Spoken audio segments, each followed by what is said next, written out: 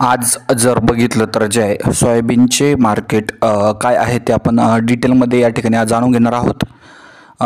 सध्या जर बघितलं तर सोयाबीनच्या बाजारभावात जे आहे चढउतार आपल्याला पाहायला मिळत आहे.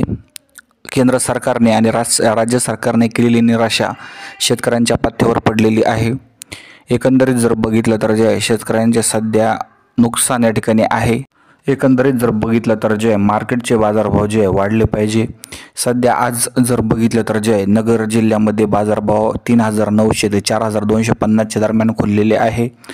लातूर, उदगीर, जालनामध्ये बाजारभाव जर बघितला तर सरासरी 4,100 रुपये या ठिकाणी जात आहे. यानंतर धाराशिवमध्ये जर बघितलं तर बाजारभाव 4,400, नगर जिल्ह्यामध्ये 4,300, छत्रपती संभाजीनगरमध्ये 4,200, लातूर, वाशिम मध्ये जर बघितलं तर जास्तीत जास्त 4,300 मार्केट या ठिकाणी आपल्याला पाहायला मिळत आहे. धन्यवाद.